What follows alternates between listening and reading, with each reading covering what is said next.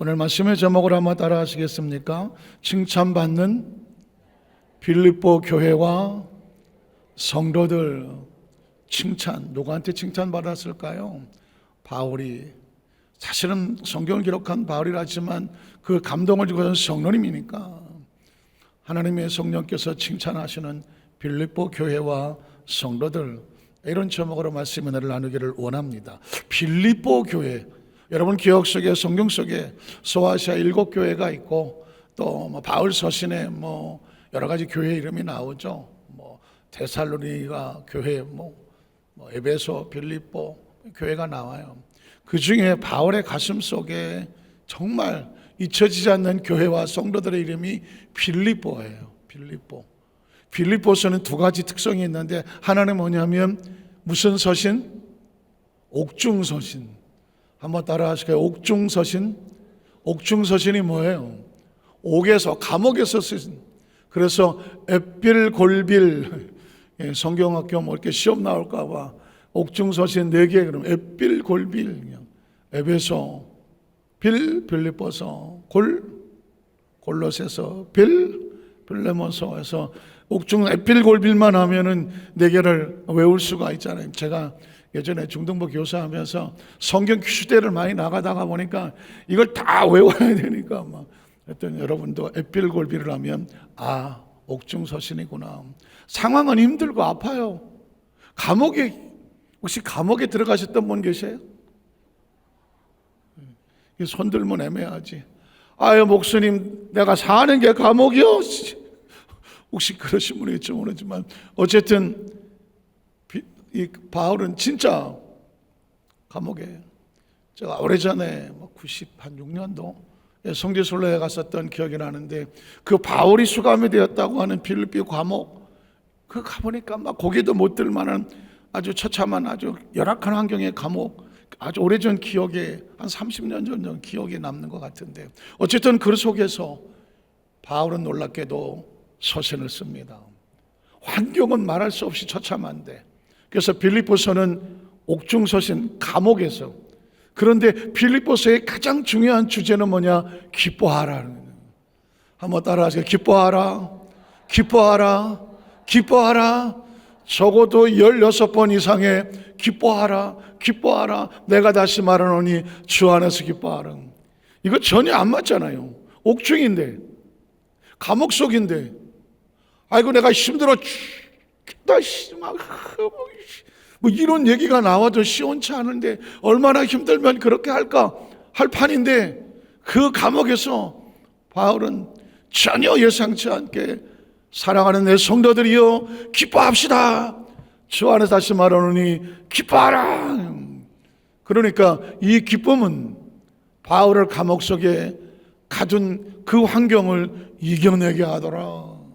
오늘 성경 속에서 이 바울의 기쁨에 담겨져 있는 빌립보서에 오늘 1장, 2장, 4장까지 있는데, 마지막 사정의 마지막 장면과 같아요. 이 마지막 장면 가운데 어떻게 바울이 빌립보서를 마무리 짓나 했더니, 그 가슴에 있는 한 교회, 그 성도들을 끄집어냅니다. 우리 첫 번째로 바울을 돕기로 다시 마음 먹은 것에 크게 기뻐하더라고요. 바울의 마지막 기쁨은 뭐냐면, 빌립보 교회가 바울을 도왔어. 그런데 어떤 여건에 의해서 한동안 바울을 돕지를 못했어. 그런데 다시 이제부터 바울의 사역을 돕겠습니다 라고 빌립보 교회와 성도들의 마음에 싹이 나기 시작했어. 그 소식을 듣고 나서 바울이 그냥 기쁨도 아니고 메가 큰 기쁨.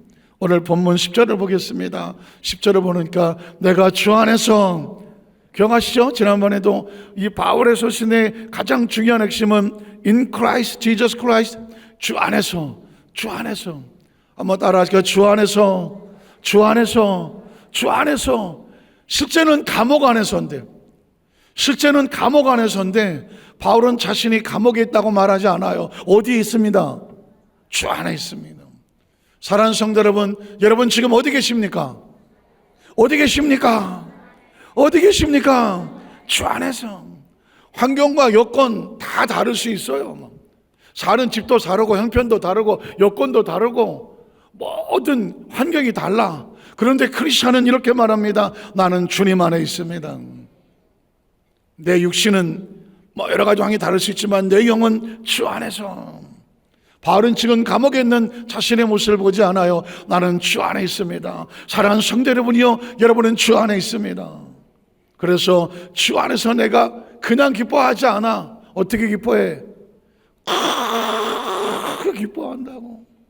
커피도 요즘 보니까 나 어디 갔더니 커피잔이 한 이 정도 올라오는 것 같아. 와, 거의 커피잔을 안고 다니더만. 빨대 나왔고, 그게 다 커피냐 했더니 커피라는데? 그거 어떻게 먹냐 했더니 아침부터 저녁까지 달고 다니면서 먹는. 와, 그 커피 이름이 뭐예요? 메가 커피. 요즘 커피숍 이런 가운데 메가 커피. 내가 커피가 아니라 메가 커피. 메가 스타디움. 메가가 뭐예요? 크다는 얘기예요. 메가 처치, 대교회가 말할 때 메가 처치라고 합니다. 커피도 이제는 메가 커피가 나오는데 여기서 크게는 뭐냐? 메가야. 그러니까는 그냥 기쁨이 아니라 막 기뻐서 펄떡펄떡 뛰는 큰 기쁨이야. 바울이 감옥에서 기뻐서 뛰어. 일어서면 천장이 닿는데도 거기서 머리가 터져도 막 기뻐서 뛰어. 이유가 뭘까? 너희가 뭐예요? 빌립보 교회와 성도들이 나를 생각하던 것이 잠시 어떤 여건에 의해서 주춤했었는데 이제 다시 뭐가 난다? 싹이 난다고요. 다시 말해서 우리 바울을 도와야 되겠다, 바울에 같이 하자라는 마음이 뭐가 나요? 우리 80, 90 먹은 권사님이 싹 트네, 싹 터요. 난 잊지를 못해. 꿈에도 나와. 선글라스 끼고 마을 옆에 대고 싹 트네. 여러분, 싹이라는 단어는요 얼마나 가슴 설레이는 말인지 몰라요. 생명이 대지를 뚫고 튀어 올라오잖아. 싹이 난다고. 그 소식을 들었어. 여러분 보십시오. 바울을 돕는다는 것에서 나를 돕기 때문에 그게 기뻤을 것 같아요? 하나님의 일을 하고 싶은 마음이 그 속에서 나왔다는 거예요. 성도들의 마음속에서 주의 일을 하고 싶고 주의 일을 돕고 싶고 내가 뭘 했으면 좋을까, 그 마음의 감동의 문이 열렸다는 거예요. 그래서 땅이 열려야 싹이 올라오잖아. 그 마음의 문이 열려야 하나님 일을 내가 하고 싶은, 내가 무엇을 도우면 좋을까요? 내가 어떻게 하면 좋을까요? 성도들의 마음의 문이 열렸어. 그 소식을 옥중에서 바울이 들으니까 내가 크게 기뻐하는데 너희가 나를 생각하던 것이 이제 다시 뭐가 났다? 싹이 났었다. 내가 또한 이를 위하여 생각은 하였으나 기회가 없었다. 너희가 하나님 일을 위해서 열심히 하라고, 하나님의 일을 돕는 저놈이 되십시오 라고 했지만 그 형편과 처지와 그 여건이 그 얘기를 전해줄 수 있는 상황이 아니었어서, 그런데 소식이 들려와. 내가 뭘 도우면 좋을까요? 내가 하나님 일을 위해서 무엇을 함께하면 좋을까요? 왜냐하면 하나님의 일이라고 하는 것은 선교사 혼자 하는 것도 아니고 목회자 혼자 하는 것도 아니고 주의종 혼자 하는 것도 아니고 바울 혼자 하는 것도 아니거든. 바울이 혼자 어떻게 하겠어?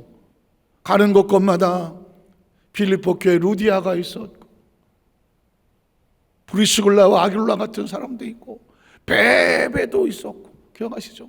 하나님의 돕는 동역자들이 있었다고. 한번 따라하실까요? 동역자. 여러분, 목회를 하거나 하나님의 봉사를 헌신할 때에 이런 동역자들이 함께 손을 모을 때에 그게 하나님 보시기에 가장 소중하고 귀한 거예요. 기억하시잖아요. 모세가 아말렉과의 전쟁에서 홀로 올라가 지쳤으면 어떻게 할 뻔했어. 그때 옆에 누가 있었어요? 아론이 있었고 훌이 있었어. 그게 동역자예요. 이게 얼마나 힘드냐고. 손 들고 기도하는 거 얼마나 힘드냐고. 겉으로 볼 땐 팔이 올라갔지만 마음이잖아, 생각이잖아. 그럴 때 옆에서 아론이 되어주고 훌이 되어주고. 교회의 재직은 동역자로 세우는 거예요. 이제 9월 말에 저희 교회 재직 임명 예배가 있고, 이제 예배 있다가 우리 잠시 공동회를 하게 될 때에 안수 집사님들, 권사님들, 또 집사님들이 이제 뭐 재직심사위원회를 통과하고 당회를 통과하고 해서 이제 성도들이 인준을 해줘야 공포가 되고 마지막 주에 임명을 받게 돼요. 그 목적이 뭔지 아세요? 재직의 목적이 안 되세요? 장로님을 세우는 목적이 뭔지 아세요? 권사님 세우는 목적이 뭔지 아세요? 안수집사를 세우는 목적이 뭔지 아세요? 쏘리집사를 세우는 목적이 뭔지 아세요? 아론이 되라고 하는 거예요. 훌이 되라고 하는 거예요. 여러분 다 선서하셨겠지만 재직 임명 예배 때 장도 선서하잖아. 안수집사 선서하고 권사님 다 선서했잖아. 쏘리집사 다 선서했잖아요. 성경에 대한 신앙 고백, 그리고 나서 담임 목사를 도와잖아요. 그 목회자를 도와서 오른팔 왼팔이 되어주겠냐고, 기꺼이 희생하고 도와줄 수 있겠느냐고, 아프면 같이 손들어주고 같이 걱정하고 고민해주고 같이 해결해 나갈 수 있고 같이 기도해 주겠냐고. 그 결단하고 권사 되는 거예요. 그 결단하고 장로 되는 거라고. 그 결단하고 안수집사 되고 설립사 되고 재직이 되는 거라고요. 그래서 함부로 뽑지 않는다고요. 함부로 뽑지 않는다고요. 조금 여러 가지 조건이 있어서 이거 꼭 해야 되나 그러긴 하지만 어쩔 수 없어. 희생할 수 있는지, 헌신할 수 있는지, 같이 손잡아 줄 수 있는지, 손들어 줄 수 있는지, 기꺼이 십자가 같이 져줄 수 있는지, 그게 재직이에요. 재직은 같이 손잡아 주려고 재직하는 거지, 여기다가 빠지 달고 뭐 내가 모가지 두껍게 하려고 하는 건 절대. 혹시 그런 사람이 있거든, 아예 그냥 없는 사람 취급하세요. 없는 사람 취급하세요. 차라리 태어나지 않은 것 같은 가룟 유다와 같이 자기 생각과 안 맞고 자기 뜻에 안 맞다고 예수의 십자가의 등에다가 칼을 꽂은 가룟 유다 같은 것, 차라리 안 태어나는 게 나아. 차라리 그런 재직은 아예 안 받는 게 낫다고. 명확하게 예수님의 칼날 같은 말을 기억하세요. 차라리 태어나지 말지 그랬냐. 가룟 유다에게 사랑의 예수님께서, 십자가를 친 예수님께서, 기꺼이 온 인류를 구속하실 그 예수님께서 가룟 유다에게는 아주 냉혹했어요. 예수님의 리더십에는 몇 가지 리더십이 있습니다. 모든 죄인들을 포용하는 리더십. 이방인이라도 창녀라도 세리라도 포용하는 리더십.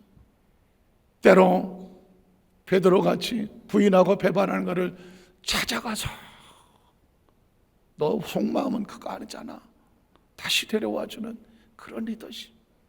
그런데 여러분, 마지막 리더십은 버립니다. 기억하셔야 돼요. 예수님은 모든 사람을 용납하지 않습니다. 가룟 유다는 버립니다. 그걸 하셔야 돼요. 베드로는 자기가 신앙이 약해서 예수를 모른다고 부인하고 도망을 쳤어요. 신앙이 약해서 부인하고 배신했다고. 그 불쌍한 영혼은 찾아가더라고. 가룟 유다는 예수의 등에 칼을 꽂았습니다.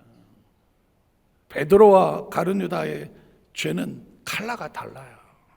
하나님의 그 영권에, 예수 그리스도의 그 사역에 등에 칼을 꽂았어요. 놀랍게도 예수님은 가룟 유다는 찾아가지 않습니다. 너 하는 일을 그냥 하고 싶은 대로 해. 너는 너의 길을 가라, 나는 나의 길을 간다. 세상에 제일 무서운 게 뭔지 아세요? 내버려 두는 거예요. 내버려 두는 거예요. 내가 하나님을 떠나서 내게 맡겨진 사명과 직분을 나 몰라라고 자기 바쁜 대로 돌아다녀. 다른 데 돈 다 써. 교회는 안 써. 누가 하셔요? 하나님이 알아요. 내버려둬. 내버려둬. 저는 성경 속에서 가장 무서운 걸 발견했어요. 아, 예수님은 내버려두는구나. 너 하고 싶은 대로 해. 이게 방임이라는 거예요. 차라리 얻어맞는 게 낫다니까. 차라리 야단치는 게 낫다니까. 차라리 두드려 맞는 게 낫다니까. 왜? 그건 아직 사랑하기 때문인 거예요. 사랑하기 때문인 거예요. 아직 그를 사랑하기 때문에 기회를 주기 때문인 거예요.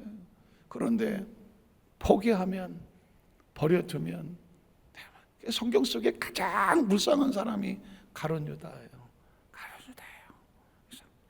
다 회개할 수 있는 기회가 있었지만 가룟 유다는 회개가 되지를 않더라고요. 여러분, 회개할 수 있는 건 축복입니다. 한번 따라 하실까요? 회개할 수 있는 거는 축복이다. 축복이다. 회개할 수 있거든 축복인 줄 아세요? 회개 절대로 마음대로 안 돼요. 기도 절대로 마음대로 안 돼요. 내 눈에 눈물을 흘리면서 쫙 이렇게 기도, 난 눈만 감으면 눈물 난다. 그건 은혜인 줄 아세요? 그건 은혜라고요. 이게 강팍하게 식잖아요. 기도 안 됩니다. 눈물이요, 침 갖다 발라도 안 나요. 아주 강팍하고 싸늘해지면 말씀은 들어오지 않아요. 예배에 감동이 없어요. 기도요? 뭐 기도예요? 안 됩니다. 누구든지 성령이 아니고는 예수를 구주로 고백하지 못한다. 예수 내가 믿어요? 안 믿어져요. 기도 내가 해요? 안 돼요. 말씀을 내가 듣고 깨달아요? 안 됩니다. 성령이 주셔야 돼요. 성령이 주셔야 돼요. 그래서 전 우리 에도스 환자교회 성도들에게 철저하게 하나님의 은혜로 있어야 사는 거예요.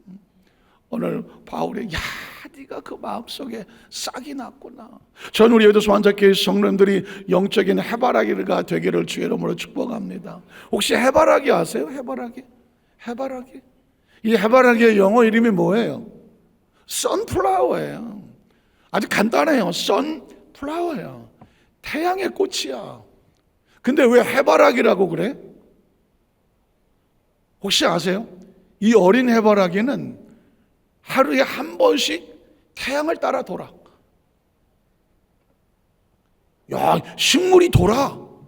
식물이 돈다니까. 그러니까 동쪽으로 얼굴을 봤다가 낮에는 여기 있다가 서쪽으로, 아침에 또 동쪽으로 갔다가 이게 해를 바라고 돌아. 이 해바라기가. 그래서 해바라기예요. 이유가 뭐냐? 헤로트로피즘이라는 현상이 있는데 이 해바라기는 빛을 받으려고 하는 거예요. 태양을 따라 도는 이유는 딴 게 아니에요. 빛을 받으려고. 식물은 빛을 받아야 물과 이산화탄소가 포도당을 만든대. 식물의 에너지를 식물도 뭐 에너지가 있어야 살 거 아니에요. 근데 그 에너지는 빛을 발아야 돼. 그러니까 할 수만 있으면 이 해바라기는 성장하고 성숙하고 튼튼한 생명력을 갖기 위해서 반드시 뭐가 있어야 돼? 빛이 있어야 돼. 그런데 저 태양이 동쪽에서 떠오르는데 서쪽에다가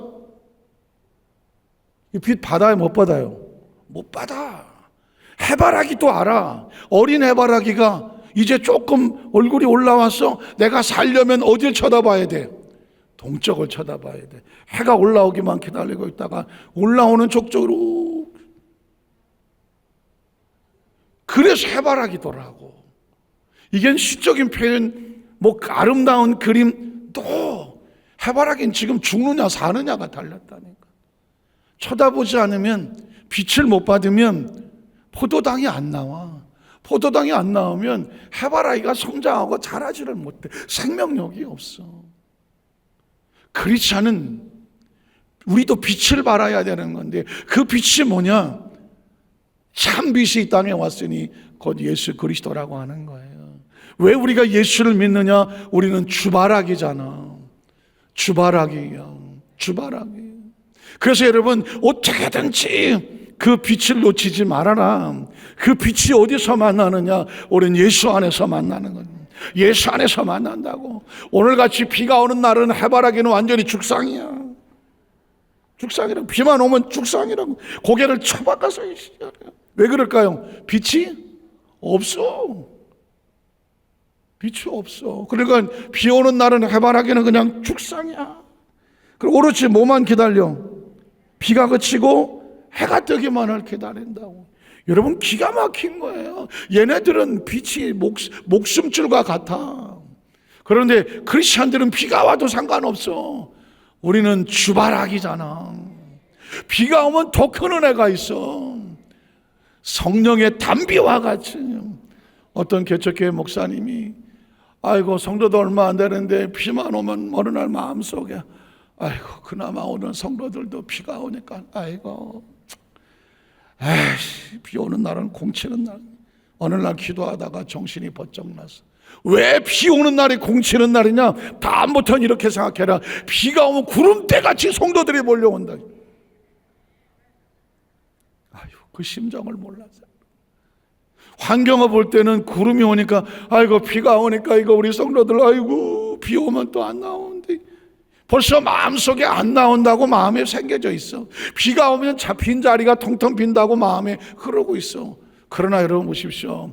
오늘 시간 우리는 이렇게 말합니다. 한번 따라 구름대같이 그냥 구름대같이 하나님 빛을 바라고 주를 바라는 사람들이 은혜 가운데 오는 거예요.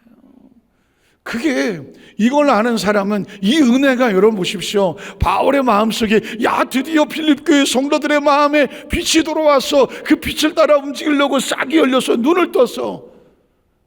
바울의 기쁨은 딴 데 있지 않아요. 내가 여기에서 언제 나갈까 이게 기쁨이 아니야. 그 성도들이 얼마나 성장하고 발전해서 그 빛의 목숨을 거는 그런 성도가 됐을까. 성도의 성장이 바울은 기쁨이야. 큰 기쁨.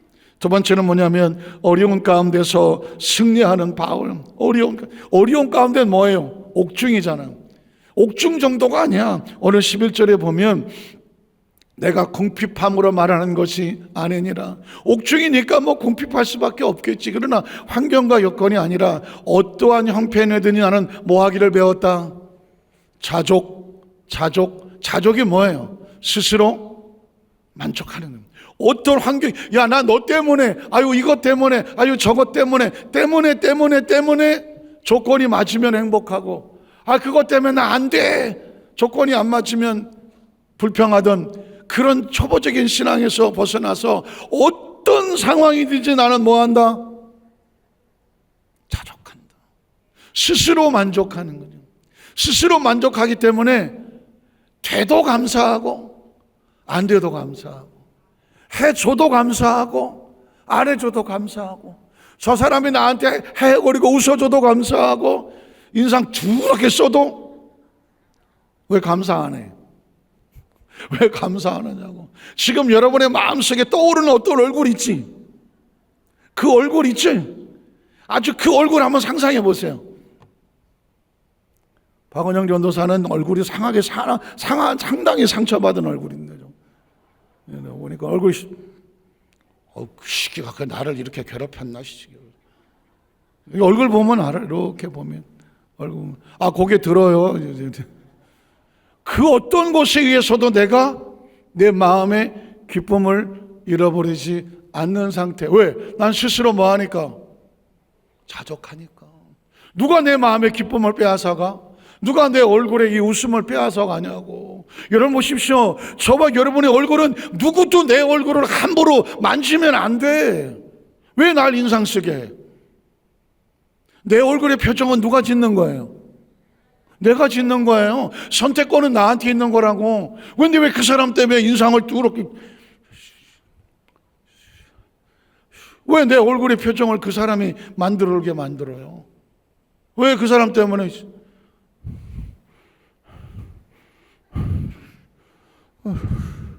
왜 세상 다 꺼진 것처럼만 누구 때문에? 그렇다고 그 사람 이름 얘기하지 마시고 그냥. 바울은 놀랍게 감옥이나 힘들게 하지 않아. 감옥이나 절망하게 하지 않아. 왜? 나는 스스로 자족하기를 배웠어. 자, 그러면 12, 13까지 한번 가볼게요. 나는 비천이 뭐예요? 가장 낮고 천할 줄도 알아. 풍부에 처해도 교만하지 않아. 비천에 처해도 비굴하지 않고 풍부한 처한데도 잘난 척하지 않고 모든 일을 배부러도 죄송한데 배때기 내밀고 이러지 않아. 또 배고픔이 있다고 할지라도 나 좀 밥 한 끼 사주세요. 하지 않아. 풍부와 궁핍에 처할 줄 아는 일체의 비결을 알아. 어떻게 알았겠어? 하나님의 은혜가 내 은혜에 차고 넘쳐서 은혜에 척하든. 그래서 여러분, 크리스천은 감성, 심정으로 살지 아니하고 영성으로 사는 거예요. 그러니까 웬만해서는 까딱도 하지 않아야 돼. 나는 조금만 누가 건드리면 열받아서 나는 거품을 문다, 입에. 가만히 생각해 보세요. 내가 육신의 본능으로 사는 사람인지, 아니면 내 마음의 상태에 따라 왔다 갔다 하는 사람인지, 아니면 영성으로 사는 사람인지를 가만히 내 단계를 한번 생각해 보시라고요. 본능으로 사는 사람은 뭐 지식조, 지혜, 교양 이런 거 없어. 그냥 눈에 보이는 대로 막 성질 올라오는 대로, 이게 본능이야. 심성은 뭐냐? 착해. 아주 착하다고. 착한데 다 사람은 아킬레스건이 있어. 어딘가를 건드리면 못 참는 데가 있다고. 그게 자존심이 됐든 아니면 어떤 뭐가 됐든지 간에 건드리면 펄떡펄떡거리는 거 있어.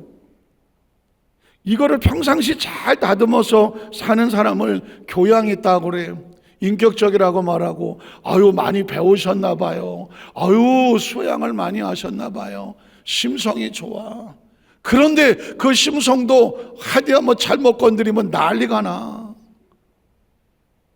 크리스찬은, 아니 성령에 사는 사람은 무엇으로 사느냐?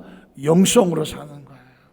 성령의 통제와 은혜로 사는 거예요. 그러니까 우리가 왜 성령 충만 받자고 그러느냐? 성령이 충만해야 내 본능을 이길 수가 있어. 성령이 충만해야 내 이놈의 이 자존심이고 내 감성에 펄떡펄떡하는 거를 이길 수 있다고요. 저도 성격이 얼마나 급한 사람인데, 우리 집안이 어머니 아버지 양쪽 다 O형이야. 아주 아주 O야. 우리 식구들 다 O형이야. 막 펄떡펄떡해. O형들의 성격은 아주 펄떡펄떡합니다. 누가 뭘 억울한 목소리 올라가죠. 내가 언제, 이게 내가 언제 이게 화가 난 게 아니에요. 내가 억울했을 때 하는 거라고요. 내가 언제. 그럼 뭐라고 그래? 상대가 왜 소리를 지르냐고. 내가 언제 소리 질렀냐고. O형끼리 살면 대부분 뭐 때문에 싸우냐 그랬더니 왜 소리 지르냐고 그래서 싸운다더라고. 왜냐하면 소리 안 지르는 거야. 억울해서 그냥 자기는 나 억울하다고 말하는데 상대가 듣기니 이게 어디다 대고 소리를 질러나. 그래서 서로 소리 질렀나? 뭐 있는 거예요. 이게 이제 나이를 먹어가고 하면서 마음을 잘 다스려서 성격이 온유하고 따뜻해지고 이렇게 돼. 그렇지만 어디 하나 잘못 건드리면 또 부두둑하고 올라와. 이게 육신이야. 이게 육신. 이걸 통제하고 다스리려면 뭐예요? 성령 충만이야.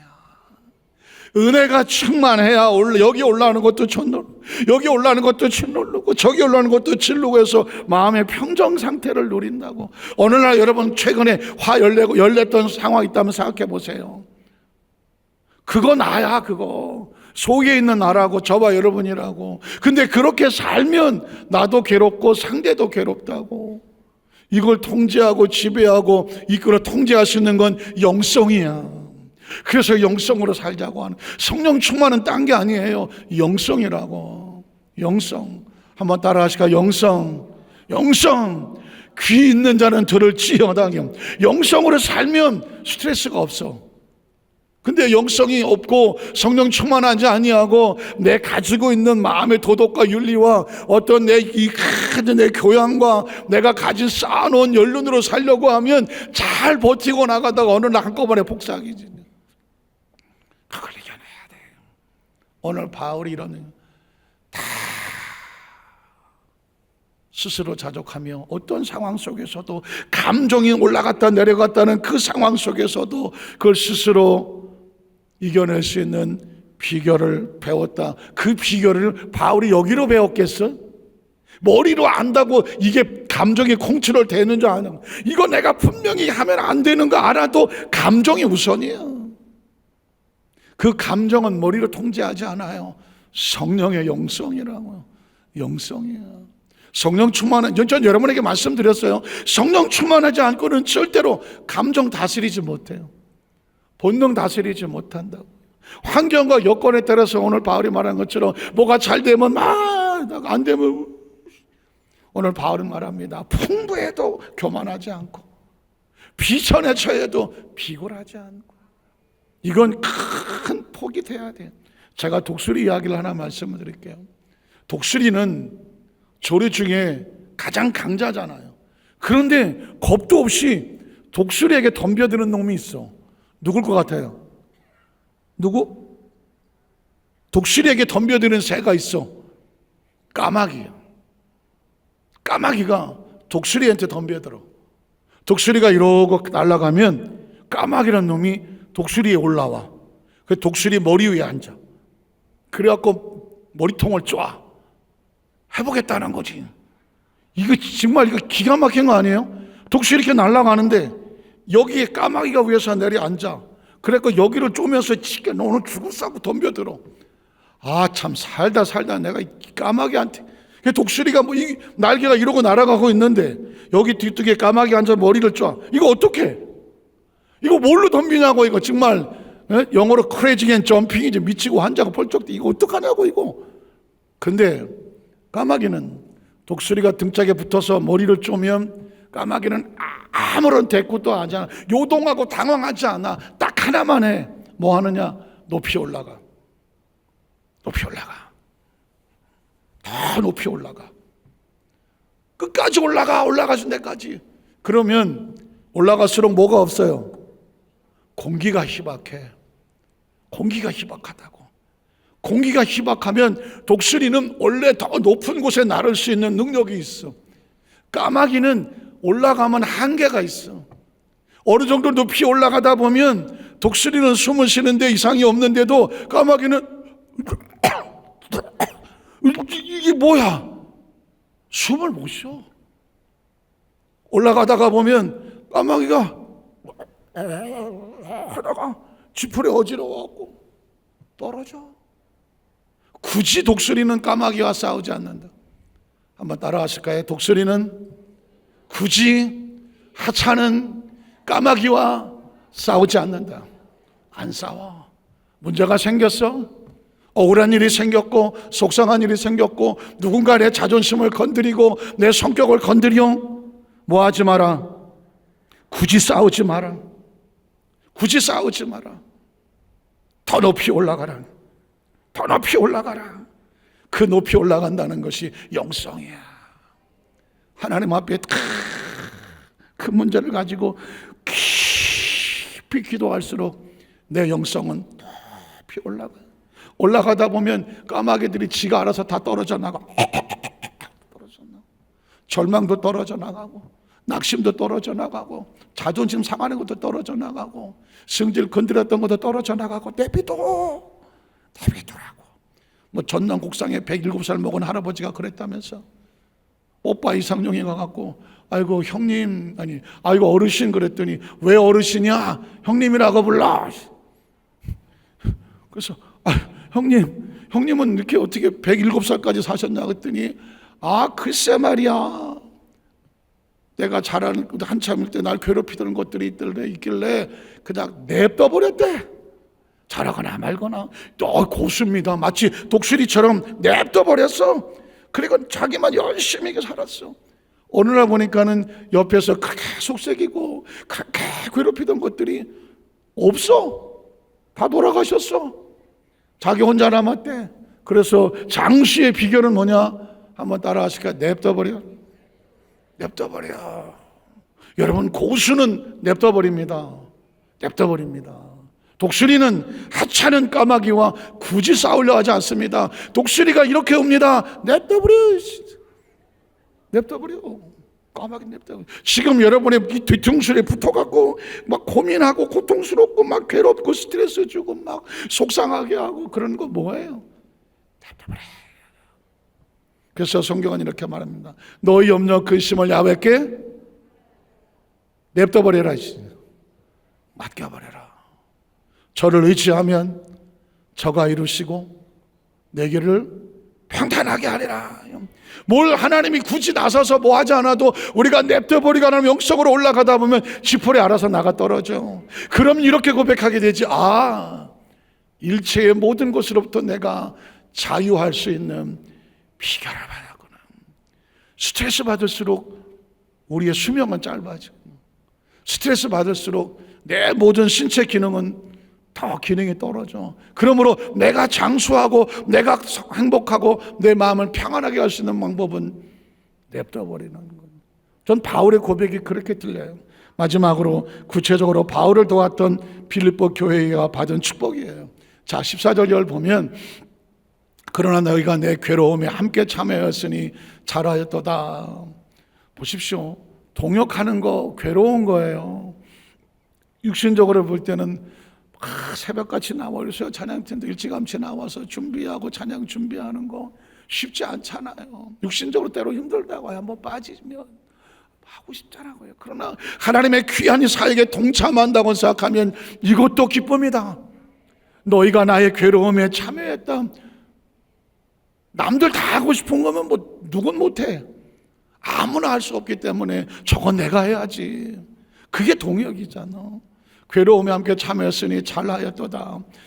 빌립보 사람들아 너희도 알거니와 복음의 시초에 내가 마게냐를 떠날 때에 주고받는 내 일에 참여한 교회가 너희밖에 없다. 저는 이게 얼마나 이 빌립보 교회 처음 이 바울이 유럽에서 첫 사역을 하고 교회를 세워 나갈 때에 그를 도왔던 루디아 자장사와 함께 빌립보 교회를 세웠거든. 그러니까 초창기에 그 힘들고 어려울 때에 바울을 도왔으니 바울의 가슴에 막 박혀있는 이름이 뭐야? 빌립보 교회. 저는 우리 여도수환자교회 성도들이 하나님의 나라에 그 필요한 시기에 여러분의 이름이, 여러분의 그 마음이 하나님의 마음에 새겨지게 있기를 주의 이름으로 축복합니다. 많은 제자들이 아까 옥합을게 드렸던 여인을 향해서 비난하고 그 아까운 거 버렸다고 하고 책망할 때에 예수님이 가만둬라. 저가 내게 좋은 일을 하여 저야 내가 나의 장사를 위해서 헌신하는 거예요. 기억하세요. 누군가는 나의 뒤통수를 보고 있다고 제가 말씀을 드려요. 어차피 우리에게 주어진 시간은 한시적이에요. 저도 이때까지 목회를 하면서 가만히 저 혼자 어떻게 목회 여기 달려왔겠어. 수없이 많은 돕는 손길들, 함께 했던 손길들, 같이 울었던 손길들, 같이 금식했던 손길들, 수많은 하나님께서 그 기도의 동역자들이 있었겠죠. 우리 여도수만산 교회 여기까지 오기까지 하루아침에 되었겠어요? 아니에요. 눈물로 기도하는, 그러면서도 절대로 자기 자랑하지 아니하고 흔적 없이 소리 없이 왼손이 하는 거 오른손 모르도록 함께 주의 종들을 붙잡아주고 같이 동역을 하고 하나님의 사역에 힘들고 어려운 일에 참여하여 여기까지 와 있지 않겠습니까? 저는 그 기억 속에 저와 여러분의 이름이 있기를 주님의 이름으로 축복합니다. 빌립보 교회는 바울의 가슴 속에 있는 그런 교회. 데살로니가 왔을 때도 너희가 한 번뿐 아니라 두 번이나 바울의 사역에 쓸 것을 빌립보 교회 성도들이 채웠다는 것입니다. 내가 선물을 구한이 아니다. 오직 너에게 유익하도록 풍성한 열매를 구합니다. 바울의 사역을 도왔던 빌립보 교회 성도들이 그가 필요한 것을 그가 썼지만 하나님의 나라 속에서는 그게 열매예요. 그 교회가 성장해서 발전해서 이제는 우리가 도울 수 있는 교회, 도울 수 있는 성도가 됐다는 것은 하나님의 나라의 열매죠. 내게는 모든 것이 있고 풍부한지라 에바브로디도 편에 너희가 준 것을 받음으로 내가 풍족하다. 이는 받으실 만한 향기로운 제물이는 빌립보 성도들이 하나님 앞에 헌신했던 것인데 하나님 앞에서 그건 향기로운 제물이고 하나님을 기쁘시게 한 것이라고 생각해요. 기억하세요. 봉사를 하시다가 헌신을 하고 때로는 건물이 됐던 어떤 것이 됐든 하다가 인간적인 낙심이 올 때가 있을 수 있어. 기억하세요. 하나님이 받으실 만한 것이고 하나님을 기쁘시게 한 거예요. 그것만 됐잖아. 하나님이 받으실 만한 제물이고 그게 하나님을 기쁘시게 했다면 혹시 사람은 알아주지 아니하고 또 어떤 사람 나를 기억하지 않는다고 할지라도 하나님 앞에 제물이고 하나님을 기쁘시게 했으면 됐잖아요. That's okay. 그게 만족하고 자족이잖아. 마지막 19절 20절에 보면 나의 하나님이 그리스도 예수 안에서 영광 가운데 그 풍성한 대로 너희 모든 쓸 것을 채우시리라. 어떤 사람은 19절만 하나 가지고 하지만 아니에요. 그 앞부분에 빌립보 교회의 성도들의 그 처절한 눈물과 헌신과 그리고 다시 마음의 싹트음으로 인하여 바울의 큰 기쁨이 되었을 때 이어지는 축복이 나의 하나님이 그리스도 예수 안에서 영광 가운데 그 풍성한 대로 이제는 너희 모든 쓸 것을 하나님이 채우실 것이고, 그리고 20절에 보면 하나님 곧 우리 아버지께 세세 무궁토록 영광을 돌릴지어다. 그 빌립보 교회가 이제 하나님의 자랑이 되고 기쁨이 되어진다는 겁니다. 우리 요도산사교회 모든 성도님들에게 말씀은 원리와 원칙과 같고요, 한 사람 한 사람 레마와 같아요. 조심스럽지만 저와 여러분에게는 이 주인이 오기 전까지 잠시 때가 있을 뿐이, 살아있는 건 기회예요. 지금 숨을 쉬는 건 기회일 뿐이에요. 언젠가 우리의 숨이 끝날 때가 오고 결산할 때가 오는, 항상 그걸 깨닫는 것을 지혜라고 말해요. 그걸 깨닫는 게 지혜예요. 그걸 아는 때가 악하고 세월을 아껴라. 때를 알 분별하는 게 지혜다. 그래서 남들이 어떻게 하든 다른 사람이 어떻게 하든 그분은 그분의 길을 가라고 하세요. 나는 나의 길을 가는 거거든요. 저와 여러분이 한 사람 한 사람 우리 성도들과 함께 하나님 기뻐하시는 그 길에 끝까지 서바이브 살아남아서 그 현장의 자리에 주님을 만나는 저와 여러분 되시기를 주의 이름으로 축복합니다. 기도하겠습니다. 하나님 아버지,